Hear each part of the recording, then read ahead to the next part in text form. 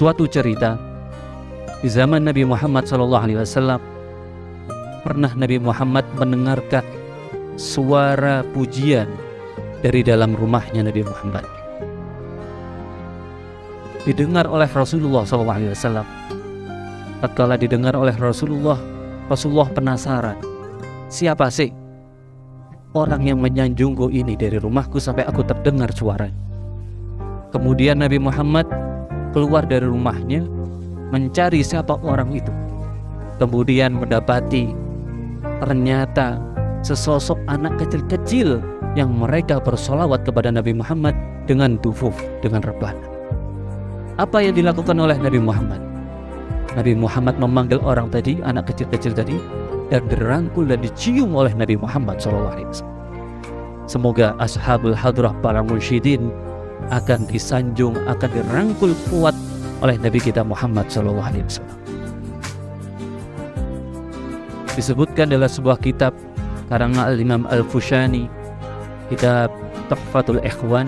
Di situ disebutkan suatu cerita. Suatu hari Nabi Muhammad SAW duduk-duduk dengan para sahabatnya. Tatkala duduk-duduk, ada seorang tamu yang mendatangi Nabi Muhammad SAW. Kemudian tamu tadi mengetuk rumah pintu Nabi Muhammad. Assalamualaikum ya Rasulullah. Assalamualaikum ya Nabi Allah. Assalamualaikum ya Habibullah. Kemudian Nabi Muhammad membuka pintu rumahnya. Kemudian Nabi Muhammad mengatakan kepada para sahabatnya, wahai sahabatku, apakah engkau kenal dengan tamu ini wahai sahabat? Apakah kenal dengan tamu ini wahai sahabat? Maka para sahabat menjawab, tidak wahai Rasulullah. Kemudian Nabi Muhammad bertanya kepada tamu tadi, wahai bulan, man anta? Siapa kamu? Kamu datang dari mana? Kemudian tamu tadi menjawab, aku adalah salah satu umatnya Nabi Isa alaihissalam. Mendengar jawaban itu, Nabi Muhammad kaget. Kagetnya dari mana?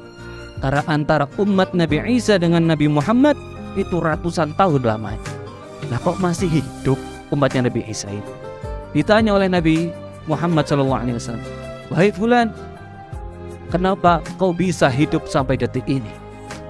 Maka fulan tadi menjawab, aku meminta doa kepada Nabi Isa agar Allah Subhanahu wa ta'ala panjangkan umurku sehingga aku bisa bertemu dengan engkau wahai Nabi Muhammad.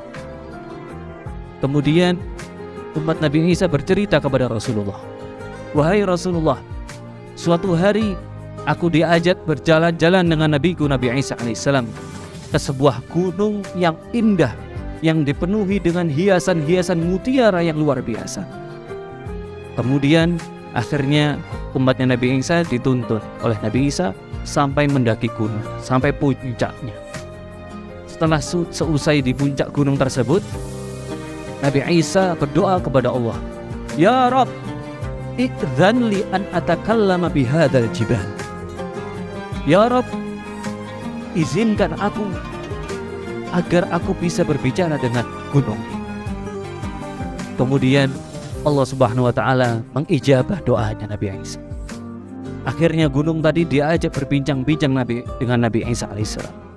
Wahai gunung, saya bertanya kepadamu, kenapa engkau bisa istimewanya seperti ini? Kenapa engkau sungguh mulianya seperti ini? Sehingga engkau diliputi dengan mutiara berlian, luar biasa indahnya. Maka gunung tadi menjawab, sesungguhnya wahai Nabi Isa, aku bisa seperti ini karena di dalam perutku ini, perut gunung ini, ada umat Nabi Musa alaihissalam, wa kana yuhibbu sayyidana Muhammad.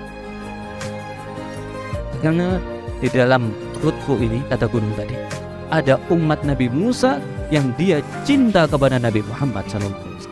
Sallu ala Nabi Muhammad. Inilah penyebab gunung bisa menjadi istimewa, mulia, karena di dalamnya ada umat Nabi Musa yang cinta kepada Nabi Muhammad. Semoga kita yang lebih dari itu, kita sebagai umatnya Nabi Muhammad yang cinta kepada Nabi Muhammad, insya Allah hidup kita akan senantiasa diberkahi oleh Allah Subhanahu wa ta'ala.